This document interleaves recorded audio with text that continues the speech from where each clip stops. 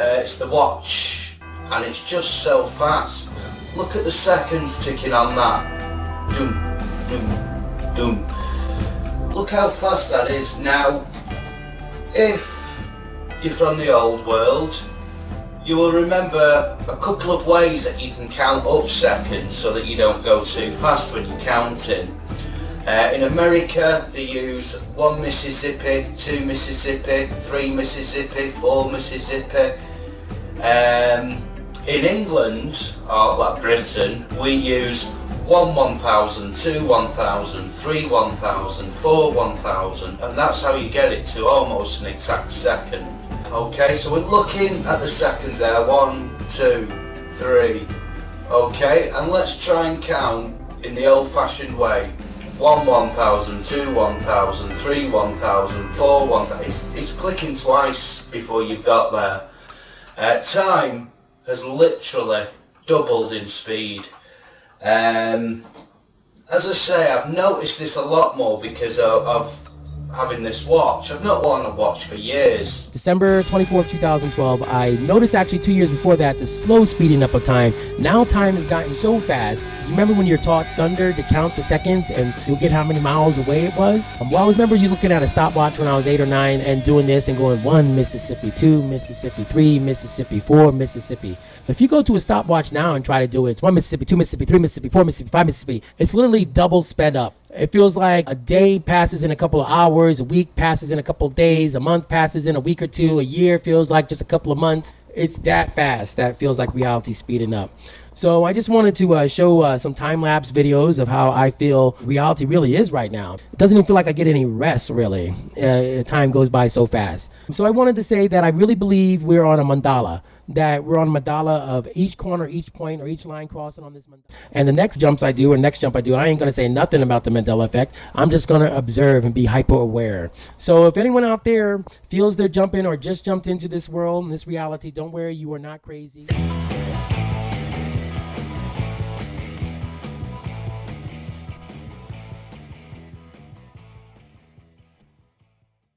Ask, is there a way to distort time, to make time go by faster, go by slower?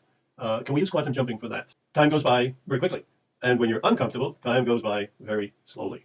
Often says that the ball seems to, even though the ball is coming sometimes at 100 miles an hour, the ball seems to float towards them when they're in the zone. Specifically, to learn how to get into the zone, because that's what we used to call it. I remember during the Star Trek days, we had one fellow, he had his own personal starship that he would go to. He would jump to it. Now, was it real? Well, it was a jump. In the infinity of universes, everything is real. It's your imagination. You're going there with your mind. You're beginning to understand that. But your imagination will take you to great heights. Great heights. Take you anywhere. Want to invent something? Jump into the great inventor you. But be in that carefree zone. Find yourself a very, very comfortable place. And jump there whenever you're uncomfortable. Whenever you want to distort time. Whenever you want time to move a little more quickly. Close your eyes. Jump into a place where you're super comfortable. That have looked back over old pictures of people from the 60s, the 70s, the 50s. And they started to notice that the younger people are looking much older than they should look. They look much older than younger people today look. So that's what what we're going to take a look at is what's going on in the world today. What's happening with humans. And I'm putting forth a few different theories today as to why this is actually happening. I'm not going to dismiss it. Like people like Vsauce and some other people would just say, oh, well, it's because of sunscreen. They didn't have sunscreen in the 60s. All right, well, I'm not going to dismiss this. I'm going to give you a viable, actual, rational, and reasonable explanation. And I'm going to also put forth a theory that this is an omen of an upcoming apocalypse. It's a huge omen. As a matter of fact, it's prophetic. It's not just prophetic within the realm of Christianity, but many different religions across time have mentioned this specifically. People not living as long as they used to, and people dying much younger than they should be. This is a prophecy, and we're going to take a look at those prophecies here in a bit. These are just some examples that I've put up on the screen for everyone to take a look at. This guy's 36 years old. Inconceivable that he's 36 years old. He doesn't look like that. It looks like he's 54 or something, right? This guy right here, 29 years old. This football player at the time that this picture was taken. Now, I also want to put this out there. It's very interesting to see the comparison. For example, the picture on the left is this girl's mother at the same exact age as she was on the right, which is 19. But the mother on the left looks like she's, in her 30s or something. Here's another one. This one is somebody's mom at 16 years old. Okay. Let's take a look at some more of these here. This one is someone's grandmother at 24, back in 1934, dancing with their grandfather. You guys might remember this guy from Cheers, 34-year-old man in 1983 versus a 34-year-old man today, right? They look older. This one is somebody's parents when they were around 23 years old. And they definitely don't appear to be 23 years old. Mr. Miyagi, when he was Mr. Miyagi, was 52 in 1984. Daniel-san, the Karate Kid, this is him at 57, right? Wilford Brimley, you guys remember him from Cocoon? This is him at 50, and Tom Cruise at 56. Tom Cruise looks much younger than Wilford Brimley does when he was younger than Tom Cruise. Here's a 20-year-old then versus a 20-year-old now. Times are changing. Lots of things in this world are changing. That's why we talk about these omens. Here's somebody at 21 years old, someone's father, and Justin Bieber at 21. Justin Bieber looks like he's about 14. This is somebody's grandmother at 16 years old. They look more mature as well. Not just like they look older, but they carry with them a sense of maturity, like they have experience, like life experience. 18 years old then versus 18 years old now. Here's 17 years old then versus 17 years old now. You see, it's like the little babies and children have just been given an older age. My theory, I believe, explains this pretty well. 21, 50, 45, 17, 23, and under 50 over here. You guys might remember this show. The actor was 47 in the All in the Family. When Woody Harrelson played him, he was actually 10 years older. See this dude with the white hair, all balding and just wrinkly and stuff? That guy's name is Sparky Anderson. He's 42, but he looks like he's 75. This guy right here. We also have Otis Redding. He was 26 years old when he died, right? Otis Redding looks like he's way older than 26 years old. Here's The Rock. On the left, his yearbook photo at 16. He looks like a grown man. Here he is in his 40s, looking younger, right? 43 years old, the guy on the left over here, 45 years old. This guy's as old as I am. So here's a woman from the show Maude, or the character Maude, right? She was 44. Maude's 44 in this picture. I remember watching this when I was a kid. She strikes me as somebody who would be in her 60s, okay? Oftentimes about 20 years, they look about 20 years older than they should. But I will explain to you why these things are so. People used to live much longer. This is reflected, obviously, all throughout various religious scriptures and writings and stuff, that people lived to, hundreds of years going back into antiquity, especially when you look at the book of Genesis and stuff, right? If you lived, let's say people lived to be 1,000 years old. Let's take Adam, for example. He lived to be close to 1,000 years old. 10 years old, that would be like, your bar mitzvah, right? I mean, not 10, 100. 100 years old would be like you're leaving childhood, basically.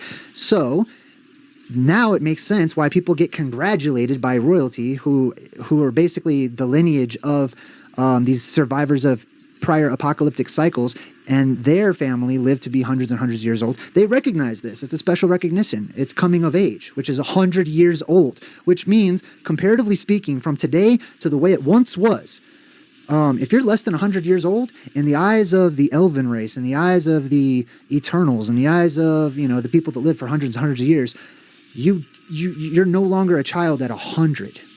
Now, centenarians are people who have lived past 100. Let's go back in time and see how many of those existed back in, say, the 50s. Over here, and there's different charts. Okay, I like this one. This one says there was about 33,000 people on Earth who were over 100 back in 1950, approximately. Okay, go back into the 20s, and this number goes way down even further. 33,000. Guess how many people are over 100 years old today in the entire Earth? Well, you can see by the chart over here, it just keeps on going up, right? Actually, it doesn't even stop. You can't even see how high up it gets because it cuts it off. Now, this is back in 2020. Okay, see how it says 2010 right there? Well, this chart keeps on going. You can't see it, but it goes all the way up to 2020, all right? So basically, today, there's around 800,000 people on Earth older than 100 years old. Going all the way back to 1950, and just 1950, 33,000. from 33,000 to over 800,000 people on Earth are over 100 years old. That's amazing. And modern academics will be very quick to thank sunscreen, the Joker brand product. They'll say, yeah, well, thanks for the push on sunscreen. People look way younger. They're living longer. Thank you so much to modern medicine, which blows my mind. They're real quick to take, to say that it's them. It's them that's causing us to live longer. I'm going to explain to you why nobody is living longer. Okay, it seems like they are because look how many people are over 100. I'm going to explain to you by the end of this video, and hopefully you'll understand why people across the world are dying younger and younger, although they're in their hundreds, okay? So this will make sense. Now, here is my theory before I get into the Mayan calendar and its importance to this particular topic. My theory is, and keep in mind I have an alternative cosmology, but it applies to academics cosmology too, and I'll show you how here in a bit. My theory is that the means by which we keep track of times, the main means, aside from like how it feels, how time is passing, how it feels to you or whatever, the luminaries, the lights in the sky, the stars, the sun, the moon, and so on. That's how we have always kept track of time. That's how we know how much time has passed and what day it is and whatnot, right? I believe that those luminaries have sped up in their transit across the sky, and that they will continue to speed up in their transit across the sky. I also believe that those in the know have made preparations for this speeding up of the luminaries, which equates to the speeding up of time, and other things contribute too, okay? Like exponential degradation or entropy, okay? Those things help us to feel like time is speeding up as well. But let's get back to time speeding up. I believe that those in the know, that they have encouraged the entire world to switch over to digital clocks, and that they're basically updating their clocks and therefore your clocks to match their timekeeping standards. Time has changed across time, okay? Sometimes in large chunks. People don't know what time it is. They don't know what day it is. This is one of the reasons why the apocalypse cannot be predicted. Time changes. Time is not constant, how we perceive it here on Earth, okay? So there's no possible way, there's no likely way, I'll say, or probable way that anybody out there can accurately calculate when the end of the world is going to come. The main thing that we're encouraged to do by wise men throughout history is to read the omens, is to look for and watch out for the signs, to be watchers of the times that we're in, which is why we're talking about omens. Now, if this is true, that the luminaries have sped up, and therefore 1 year today, decades and decades ago, would be more like, to them, it would be like a half of a year. Or 1 year, decades and decades ago, to us, would be like a year and a half, okay? Now, if that's true, that means that the 2012 Mayan calendar end date still applies, because 2012 was not 2012. That's what that means. That means that we're further back than we ought to be. We have sped up the calendar. We have sped up the clocks. We have sped up the time cycle. And so wherever 2012 actually is, if the world is set to end on 2012, let's say that that's correct. Okay, let's say the Mayans just had it. Boom. That means it's still somewhere looming in the distance. Okay, 2012, the real 2012 has not come and gone. Okay, so I find that to be exciting because I'm an apocalyptimist. Let's check this out. In Hindu cosmology, we're currently in the Kali Yuga or Kali Yuga.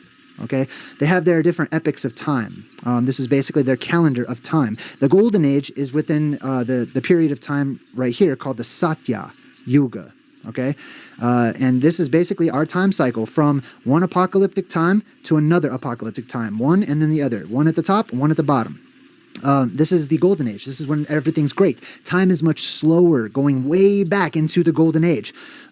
People experience time much slower. So you can imagine someone in the golden age that's 10 years old, right? 10 cycles of the luminaries going around, but the luminaries went much slower back then. So 10 years old back then could equate to something like 50 or who knows how much more in today's amount of years, right? And then we have the Treta Yuga, which is much shorter. Time is starting to shorten. And then we go down to the Dvarpa Yuga. And then down here where we are today, the Kali Yuga. Kali is the destroyer, okay? When you get to the midpoint of the Kali Yuga, that's when our apocalyptic cycle happens. Now it says, in Hindu cosmology, the concept of Kali Yuga describes an age where time is said to progressively speed up as the era nears its end. Time speeds up. That's within Hinduism. Let's continue on. Here's something that many people say time and time again, okay? They say, oh, this year went by so fast. This is a joke you might see on the internet. This year went by so fast, I didn't even have time to lose weight. People all across the world recognize that time is going by faster and faster. Don't get me wrong. There are anomalies and exceptions. People can feel like the year went by, very slowly, or that the day dragged on because of circumstances and events that they've gone through. But in general, I've heard personally, this is my experience, many people saying, wow, the years are flying past, the year flies past. And academics will try to say, well, people say that as they're getting older because it just seems like that because, there's so many more responsibilities that they're taking on and there's so many things that are happening and technology and whatnot. No, I don't think so. I believe that people feel time is passing faster because time is passing faster, okay? That's just my personal opinion. Like I said, we used to go by what they call analog clocks, wind-up clocks and stuff. You can't really mess with that. The government can't mess with that. It keeps track of time mechanically when you wind it up, okay? This is just like Bill and Ted's Excellent Adventure whenever he says, Ted, don't forget to wind your watch. Because if you don't wind this, if you stop using this kind of a clock, you're going to be thrown off because then you're going to be forced to set this clock according to these clocks, which are based on the internet's time.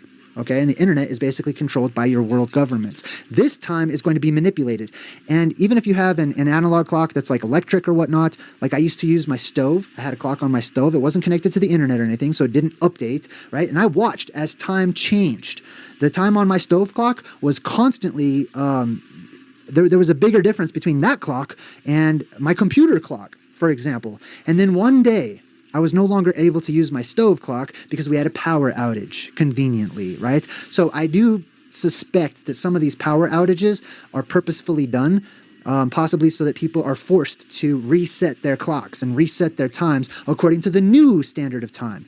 If you look it up in academics, they'll tell you, oh, it's a mere matter of split seconds or whatever. I don't see evidence for that. In the Bible, let's talk about prophecy. Matthew chapter 24, verse 22 in the King James Version says, and except those days, being those days just prior to the apocalypse, which is, I believe, the days we're living in now, and except those days should be shortened. There should be no flesh that would be saved. But for the elect's sake, those days shall be shortened. Those days will actually physically be shorter than they used to be. Now, like I said, many people might feel that they are or feel that they're not, but now we're talking about prophecy. Let's jump outside of the Bible to an extra biblical book called the Book of Enoch, which is quoted a couple of times in the Bible and used to be considered a part of the canon of the actual Bible before it was, taken out. And we're going to go to chapter 80 within the Book of Enoch and scroll down to verse number 2. In verse number 2, it says, and in the days of sinners, that would be today. We live during what many call the short season or the season of Satan. There is definitely an evil to the air, to the atmosphere, to the energy. There's a lack of energy all over the place. It says, in the days of the sinners, the years shall be shortened. And their seed shall be tardy on their lands and fields, and all things of the earth shall alter, and shall not appear in their time. And the rain shall be kept back, and the heavens shall withhold it. But really, you can see right here, it's to the point. In the days of sinners, in degradation, in times of evil and selfishness and hardship and strangeness and fluctuation, that's how I see the days of the sinners. The years shall be shortened. Well, let's check out another biblical verse from the book of Daniel, chapter 7, verse 25. And he shall speak great words. This is about the Antichrist, right? Or evil, the evil energy in the world today. He shall speak great words against the Most High, and shall wear out the saints of the Most High, and think to change times and laws. And they shall be given into his hand until a time, times, and well, you can't see it behind me there, but it says the dividing of time. Time, times, and the dividing of time. Time has been divided. Time has been shortened, right? The length of time in a day. Or at the very least, how we keep track of it through the luminaries. Now let's go all the way back.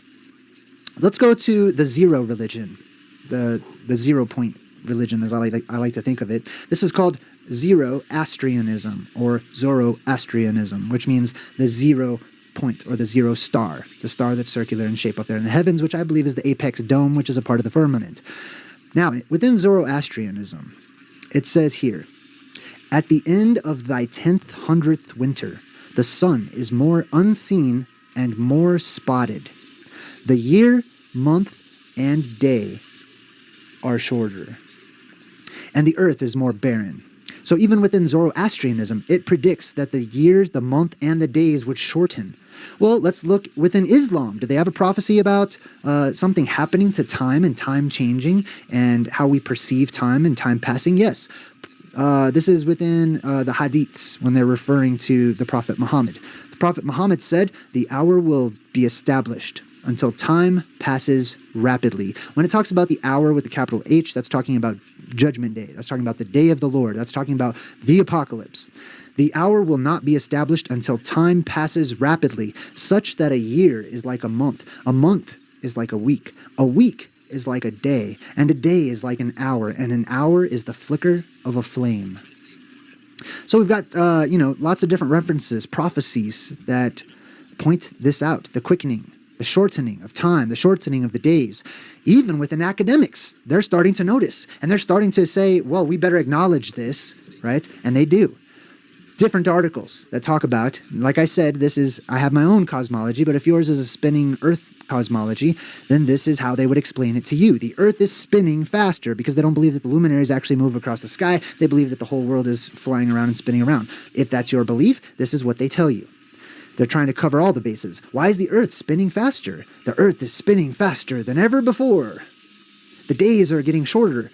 This is an AI overview. Whenever I type this in, it says the Earth is spinning faster than ever, which is making the days shorter. This has been observed since 2016. I think it's been observed since much longer before that. And now we get to the point in the presentation where I'm going to give out 5 channel memberships to random people in the chat. I really appreciate that you guys tuned in. I really appreciate that everyone's been sharing my work, checking out my website, and, just spreading the news of my channel and things like that. I've also been posting a lot more on X, right? And I refuse to say, just so you know, I'm always going to call it X. I refuse to do that whole formerly known as garbage or whatever. I've been posting a lot of articles on X. So what I like to do is put a picture up there, and then I'll post an article, like I'll probably do one after the show, and make it all about this particular subject. Just a short few paragraphs on the topic. And I also do have like a Facebook fan page and an Instagram where I'll post different videos and stuff. I try to do different things on each platform. Hey, congratulations to everybody who is picking up some of these free channel memberships right now. I just want to say thank you once again. I really appreciate all the support, everybody. You guys are just the best. I really appreciate it. Thank you so much. All right, now we're going to continue on. Here's another article. Why is our Earth rotating faster? Right, so that it has to, on their model of the spinning, wobbling glob model, it has to spin faster in order for the days to be flying past, which is actually a quote from Three Body Problem. I don't know if you guys have seen Three Body Problem, but within this series, Three Body Problem, this girl puts her hand down on the ground within this like ancient pyramid, and all the luminaries start moving around really quickly, and they say, "Let the days fly past." This article says Earth is spinning faster than it has in over 50 years. Now, they can't make up their minds on the subject because a week later they'll tell you the Earth is spinning slower than it ever has. But here's another biblical verse. Now, this is about children, okay? Let's get back to the centenarians, right? All these people, hundreds and hundreds of thousands of people across the world are living to be older than 100. Woohoo! That's good news, right? Well, no. I mean, it sounds good on the surface of things, but it's really not. You're getting ripped off. Okay, it's kind of like taxes, like how they take out the money before they ever even give it to you. Okay, it's kind of like the same concept. We're all children, comparatively speaking, to how old we used to be, our average lifespans in antiquity. And I know, people have their own opinions about this. People say, oh no, people only live to be like 25 or 30 because, they didn't have irrigation, or I don't know what people say, right? But I believe in the old ways. I believe in the old religions and the old norms. Like, people used to be much bigger, giants existed, etc., and so on and so forth. So here in the book of Matthew, Jesus says, "Truly, I tell you, unless you change and become like little children, you will never enter the kingdom of heaven." Right? So I equate entering the kingdom of heaven less with like a spiritual coupon that lets you get into, the cloudy place where St. Peter and St. Paul are waiting at the pearly gates and stuff, and more like entering into the golden age and surviving the next apocalyptic cycle, or straight up going to paradise and the Garden of Eden at the North Pole, which is what my new book is all about. It's called Return to Hyperborea. But if that's true, we, humanity, the survivors of the next apocalyptic cycle, we have to be like children. This has to happen. This has to occur. Mankind, humankind, has to become like children once again before the apocalypse can happen, right? And that's what we see. That's why I feel like a child. That's me, I feel like a kid. And many of you do as well. You might not look it on the outside, but on the inside, you're screaming out, I'm just a kid. Unless you turn or change and become like children, you will never enter the kingdom of heaven. Right? So we're all basically like this. This is how we see everybody. And we broke this down when we watched that movie Red One. Okay? This is how immortals, or our ancient ancestors, probably would see us today. In Isaiah, in the Bible, it says, "No longer will a nursing infant live to be but a few days, or an old man fail to live out his years. For the youth will die at 100 years. And he who fails to reach 100 years old, or a centenarian, will be considered accursed," right? So let me explain this to you in modern English. What this is saying, it's a prophecy, and it's talking about far off in the future, which is just a reflection of something that's already happened in the past. Isaiah looks into the future, and he says, in that time, far off into the future, people's vitality will be restored so that they live much longer once again. And dying before you reach 100 years old, people will think something is wrong with you, that you're sick, that there's an issue with this poor child that hasn't even, gotten to the age of, transition from being a child into being an adult, right? So basically, this is also saying that people will live to be much older than 100. If you're younger than 100, you'll be considered a child. That means that in the time we live in now, the quickening, the rapid changing of time, the hastening of time, or the shortening of days, that we're all children with basically Benjamin Button disease. Okay, I don't know if you guys have seen this movie, The Curious Case of Benjamin Button, but in this movie, Benjamin Button is born like an elderly person. He's like a little elderly infant, right? And then as he grows and as he accumulates more years, he looks younger and younger and younger. That's what we're going through, I feel, right now, something similar. Here's a clip. Here's a clip from the movie. So in the movie, he's probably, I don't know, like 10 years old or something right here, but he has the face of an old man, right? This reflects back to us our very own reality. This might also help to shed some light on certain religious stories, especially those within Islam and the Bible or the Quran, where certain patriarchs or, forefathers from a long time ago, people have noticed that it's strange that they would have these arranged marriages to people that when we read it today, we would say, wow, they're getting married to somebody who's like 10 years old or whatever. In the Bible, this happens in the Bible, this happens in the Quran. Muhammad, I believe, married a 9-year-old, right? So instantly, in the modern world, people split, and people either try to make an excuse for that and say, oh, well, here's the reason why, but they still see it as a 10-year-old or a 9-year-old in the modern sense of a 10-year-old or a 9-year-old. But if the days were longer, if the years were longer, then being 10 years old thousands of years ago could possibly equate to being like 24. You know what I mean? Or something along those lines. So just something else to think about when it comes to that. This is also mentioned throughout many lyrics to many different musicians, pop songs, all over the place. I like to listen to 21 Pilots. Overcompensate is one of their newest albums, one of their newest songs to come out. And the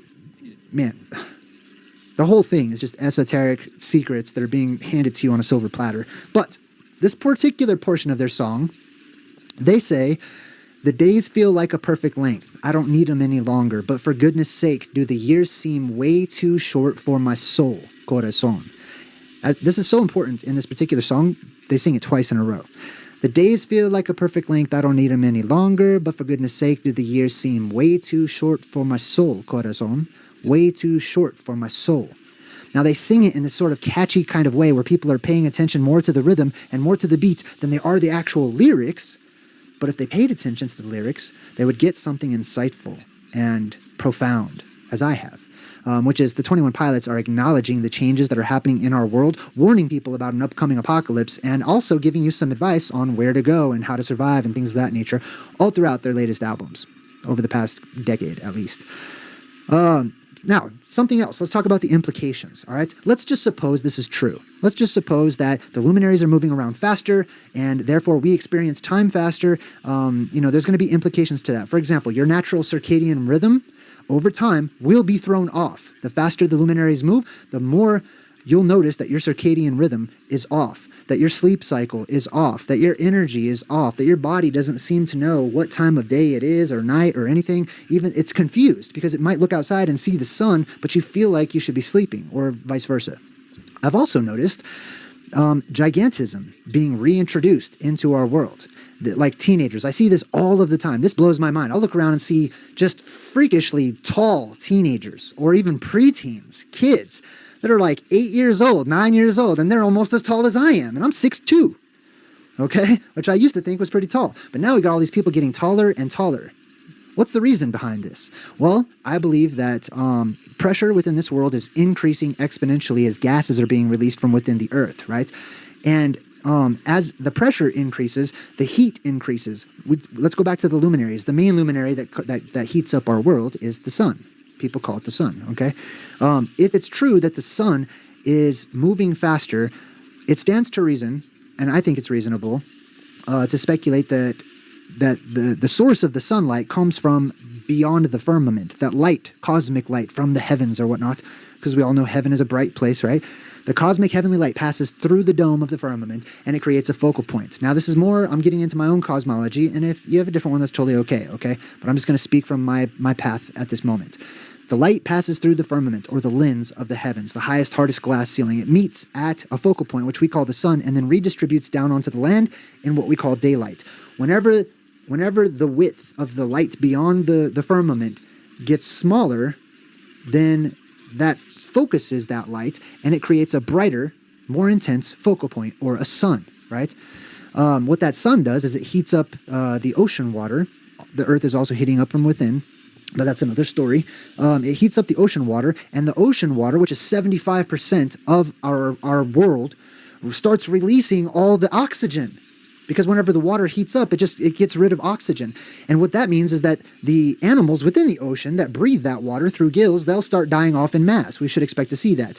But it also means that oxygen gives us a quick flashback to the Great Oxidation Event. It's an omen of something that happened. It's a reflection of something happened a long time ago, which will happen real quick, real strong, right before the end. And what happens whenever our world has an influx of oxygen is everything starts to grow bigger and bigger and bigger right before the end. Another thing that happens is that the sun, the focal point, the luminaries, will go through a color transition or a color spectrum shift. This is how myself and many countless other people across the world remember the sun looking when we were children. Back in the 60s or the 70s, even stretching into the 80s, we remember a yellow sun. People got out a yellow crayon if they wanted to draw stars, or they wanted to draw the moon, or they wanted to draw the sun, because the luminaries were another color. It stands to reason that if the light from beyond is going into flux and it goes too small, and it creates a more of a focused light instead of more of a diffuse light, right? That many things would happen. These are the implications. The world will get hotter, more oxygen will be released from the ocean, but the colors of the luminaries themselves will shift. The color spectrum will shift. Warmer light, more diffuse light, is along the red spectrum, right? So even going back into antiquity, that wasn't even the color of the sun. That would have blown their minds. The sun was red, and it was almost always depicted as being red in antiquity, okay? But over time, the pressure increases in this world, and the source of light beyond the firmament gets smaller and smaller and smaller, which gives us a color spectrum shift where the sun goes from red to orange to yellow, And then that will bring us into the modern world, right? But if you think about back in the 70s, I don't know how many people, lived during the 70s. I caught just the tail end of it. But you look back at the older pictures and you see a lot of them are just have this yellow tint. The modern world will try to explain to you that, yeah, that's rust. They don't say that's rust. They might as well say that that's rust, okay? But they're saying, oh no, the picture is just getting really old, Yes, there may be a bit of that. But memories don't do that, okay? Many people remember the pictures and the colors and even all the things that people sold. All the different paints and colors that were prime, that were popular back during the time of the 60s and 70s or whatever, they reflected this yellow color. Why? Because we vibed with that sunlight and it painted our world, right? But if you look at the sun today, it's another thing, okay? There is no longer a life-giving, beautiful, ambient, warm, yellow, glowing kind of sunlight. It's a distractingly bright, burning, messed up white sun with a blue corona around it as it transitions into a hotter phase, which is going into the blue spectrum, right? And whenever it gets completely blue, that's when the blue star Kachina shows up and the world ends as it makes its way to the plaza or the sensor place or the North Pole. I take pictures of the sun all the time. This is pretty much what it looks like in the modern world. Go outside during noon, point your camera straight up at the sun, and this is what people see. There is no longer a yellow sun. Our world is going through changes that, when stretched out over decades, it's like the frog in the pot, where you turn up the temperature of the water that the frog's in, and the frog becomes accustomed to it, and the temperature changes gradual, so it doesn't notice that it's boiling and about to die. That's us. We don't notice these omens, these changes in the world that we live in, so we don't acknowledge that the apocalypse is upon us, right? But when you see the luminaries starting to get brighter and brighter and changing color, especially from this white, we went from a yellow, beautiful, life-giving, I used to love being out in the sun, but now it's like I can feel the radiation from that thing. Okay, I don't like it any longer. I just try to stay away from the sun. And it's not the sun that's making people age or whatever. There's small contributions from different parts of reality, but look up at the sun. It's white with a blue corona at high noon quite often. Take a picture of it with your camera, see for yourself. The sun is no longer yellow. It's changing. It's getting hotter. It's getting more focused. Look at the moon when you go out at night. When I was a child, I remember vividly looking at the moon and it had a tint of yellow. That's why people say the moons look like cheese. Cheese, there's people, if you want to draw a piece of cheese, you're going to get out a yellow crayon, okay? Most people are not going to, I know there's white cheese or whatever, but no. People said the moon looked like cheese, all right? Sometimes it said it looked like green cheese. But anyways, that's beside the point. My point is, if you go out under the moonlight, what's happening with the sun is happening with the moon. And is also happening with the stars, okay, and other things as well. There's many different omens that are happening during this modern age where we live in right now. So many that I don't want to get off track. But what's happening with the sun is happening with the moon. The moon used to give diffuse light, which means if you go out under the moonlight and you look down at your shadow, it will just kind of be like a blur, like a blurry shadow. But that no longer happens in the world we live in. In the modern age, you go out in the sunlight or in the moonlight, and the moon will cast a crisp, perfect silhouette. You can make little shadow puppets with your hand using moonlight and stuff. And this is also prophetic. The Bible actually says that in the future, the sun's light will increase sevenfold, and so will the light of the moon. So these are some different apocalyptic omens to look out for. People getting older, people aging faster, and I like to encourage people to think about all of the implications, right? What dominoes does this touch, if it's true? If there's any reality behind what we're discussing, if there's any reality behind what we're supposing, right? What are the implications? It makes sense to me that people looked older when they were actually younger in yesteryear because their days were longer. They had more time in the day. We don't have more time in our day. Our time is short. And when time is short, that means the apocalypse is upon us. If you enjoy this type of subject matter, check out my website, daydreamers.com. I also have a couple of books on there and some merch and stuff. I'm going to actually release some pictures and start selling some sweet new mini posters that I got. I don't have them available right now, but go check those out because I think that you'll enjoy those. I look forward to reading the chat. I haven't really read the chat during this whole presentation. I'll wait for it to upload, and I'm going to go over the chat and see what you guys are saying in the comments section and in the chat. To everyone, a little bonus. The summary is, The way that we keep track of the luminaries or time has sped up. The luminaries in the sky have sped up. The actual amount of time in a day, and therefore a year, used to be much longer. And this means, for example, decades ago, 1 year passing in today's timekeeping would be closer to a year and a half passing. Modern years are shorter in the actual passing of time, so we can experience more years, leading to a rise in centenarians and younger-looking people. This is a key prophecy and an omen of the apocalypse across many religions, cultures, and belief systems across time. What are the implications? The implications are younger people in antiquity may have actually been much older physically. This trend will continue. Modern medicine and sunscreen will be applauded as keeping people looking young, when in reality, they're still young and dying even younger than they used to. If the luminaries are speeding up in their circuits across our plane of existence, due to their source of light from the firmament being more focused, we would expect to see them getting brighter and shifting into the white/blue spectrum from what they once were, which is a yellow spectrum. We do see this. The sun is white/blue. The moon is white with bluish light, like moonlight is actually blue, if you take a look at it. The stars are no longer slightly yellow. One color spectrum, or our color spectrum, is shifting. If the sun is getting more white/blue, then we should see a correlating increase in the amount of heat that it produces, i.e. a hotter atmosphere, hotter temperatures, and more extreme weather. We do. If it gets hotter, the ocean should release more oxygen, contributing to growth spurts in life on the surface and death in the ocean. We do see that. If the oceans give up oxygen, we should see an increase in deaths in marine life, who depend upon oxygen in the water, and a corresponding increase in the amount of bacteria and algae that's in the ocean, which would change the water from blue to green. We do. This is how I personally keep track. I'm just sharing my methods of my madness with you guys. Thank you so much for tuning in. Thank you all so much for letting me know that I messed up on the audio and I muted myself.